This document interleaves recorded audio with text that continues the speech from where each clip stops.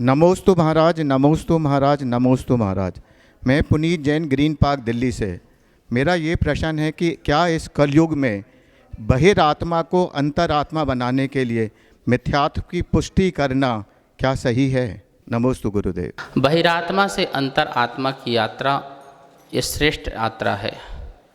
संसार में कुछ आत्मा ऐसी हैं जो बहिर रहती हैं, अर्थात विषयों में, भोगों में, संसार में, और ऐसी बहिरात्मा को ही जो है मिथ्या दृष्टि कहा जाता है, क्योंकि इसकी दृष्टि मिथ्या होती है, इसकी बुद्धि मिथ्या होती है, इसकी सोच मिथ्या होती है, इसका शोध मिथ्या होता है, क्योंकि वो बाहर में ही सब कुछ मानता है, बाह्य जगत में ही सुख मानता है, बाह्य जगत में ही आनंद मानता है। ऐसा जीव बहिरात्मा होता है। विशेष की पहचान विशेषण से होती है।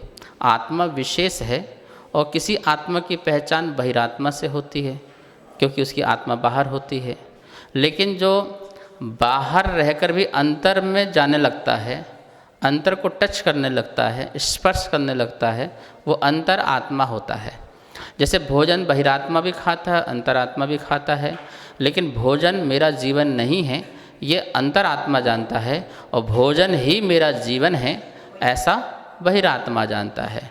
बहिरात्मा भी मकान में रहता है, अंतरात्मा भी रहता है। ये मकान के बिना मेरा अस्तित्व नहीं है ऐसा बहिरात्मा मानता है। अंतरात्मा मानता है कि मैं मकान नहीं और मेरा मकान नहीं, पर रहने के लिए मकान की ज़रूरत है, ऐसा मानता है वो अंतरात्मा। अंतर आ गया, उस विशेष की पहचान अंतरात्मा से हुई, उसने अंतर डाला, तो पंचम काल में भी हम बहिरात्मा से अंतरात्मा को प्राप्त हो सकते हैं और मिथ्यात्व को छोड़ सकते हैं। अपनी बुद्धि ठीक करना है, अपने विचारों को ठीक करना है। जो हम भ्रम में जी रहे थे, जो हम गलत दिशा में चल रहे थे, उस दिशा को ठीक करना है। सीधी सी बात यही है, दिशा बदलते ही हमारी जो है दशा बदल जाती है। बहिरात्मा अंतरात्मा कभी भी पैदा अपने मन में कर सकता है। नमोस्तु महाराज श्री, नमोस्तु नमोस्तु महाराज श्री। मन में कभी कभी विचार आते हैं कि हम इतना पूजा पाठ स्वाध्याय सब करते हैं, लेकिन उसके बावजूद भी अपने अंदर बैठे हुए हम चोरों को पकड़ नहीं पाते। जो ये हम जो रहती हैं चीज़ें, जैसे हिंसा, झूठ, चोरी, पाप, पढ़ते हैं, सब कुछ हैं, लेकिन उन चीज़ों को अपने अंदर ढूंढने जाएं तो मिलती नहीं है, या तो ढूंढने नहीं जाना चाहते या मिलती नहीं है। तो थोड़ा कृपया जरा शंका समाधान करें। पाप हमारे अंदर है और अपराध जगत में है। मन में पाप पैदा होता है और उसकी अभिव्यक्ति अपराध बन जाती है। दुनिया में सज़ा अपराध की होती है, पाप की नहीं होती है, लेकिन कर्म की अदालत में पाप की सज़ा भी होती है, अपराध से ज़्यादा होती है, अपराध से ज़्यादा होती है। इसलिए अपने पापों को तो ढूंढना ही चाहिए।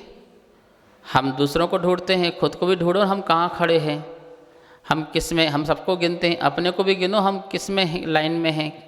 तो हम कहाँ पाप कर रहे हैं, कहाँ हिंसा कर रहे हैं, कहाँ झूठ कर रहे हैं, बोल रहे, चोरी कर रहे हैं।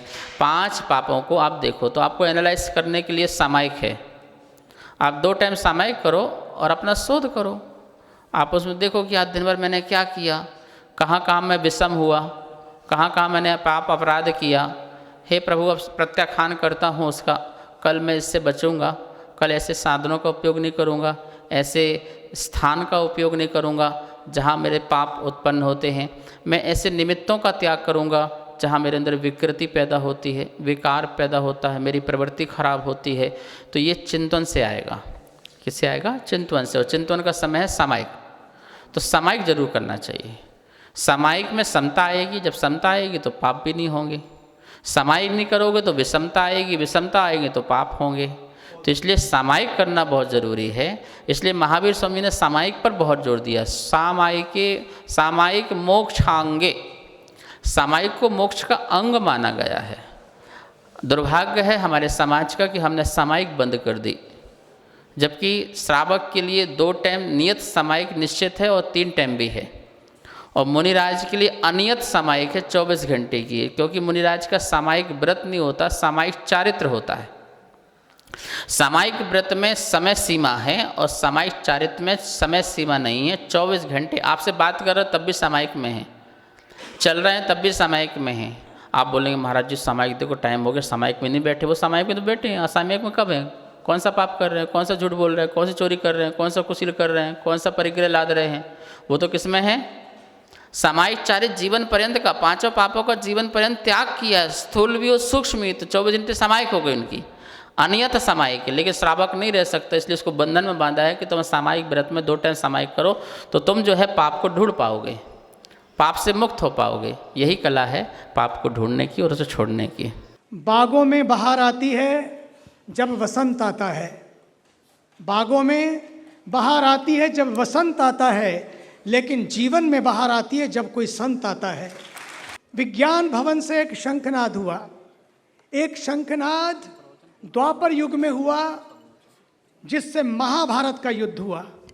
महाभारत के युद्ध में एक शंखनाद हुआ, लेकिन आज का शंखनाद किसी महाभारत के लिए नहीं, बल्कि आज का शंखनाद एक महान भारत के लिए शंखनाद है। आज महाभारत की आवश्यकता नहीं है, बल्कि भारत को महान भारत की ओर ले जाने की आवश्यकता है। इसलिए हमारे पास इस देश के यशस्वी, तपस्वी, ऊर्जावान प्रधानमंत्री हैं श्री नरेंद्र मोदी जी, जो संतों से ही ऊर्जा प्राप्त करते हैं, महापुरुषों की वाणी से ही ऊर्जा प्राप्त करते हैं। और मुझे तो लगता है कि महावीर वाणी कुछ लोगों के लिए नहीं, बल्कि महावीर की वाणी मानवता की वाणी है। जिन वाणी जन जन की वाणी है। इसलिए महावीर को केवल जानना नहीं है, काम नहीं चलेगा कि हमने महावीर को जान लिया, महावीर को मान लिया। महावीर को जानना काफ़ी नहीं है, बल्कि अब महावीर को जीना होगा, महावीर को जीना होगा, क्योंकि आज इसकी बहुत बड़ी आवश्यकता है। जो काल हम सबके सामने है, आप देख रहे हैं पूरे विश्व में अभी गीत गाया जा रहा था, वर्तमान को वर्धमान की आवश्यकता है। ये सच है। हमारे प्रिय मनोज जी ने जिस तरह से गाया, बड़ा अच्छा लगा मुझे। रविंद्र जैन जी को उन्होंने पुनः अपनी वाणी दी, आवाज़ दी, आज उन्हें भी मैं याद करता हूँ। साथ ही साथ मैं ये भी कहना चाहता हूँ, जिस युग में हम जी रहे हैं वो युग बड़ा ही अजीब युग है। उसे एक नए संदेश की आवश्यकता है, एक नए आदेश और नए उपदेश की आवश्यकता है। उस संदेश और उपदेश और आदेश को हमें कहीं और नहीं ढूंढना है, बल्कि भगवान महावीर के जीवन से ही प्राप्त करना है। इसलिए क्योंकि कोरोना आया और चला गया, कोरोना आया और चला गया, लेकिन फिर कोरोना अपने पैर पसार रहा है।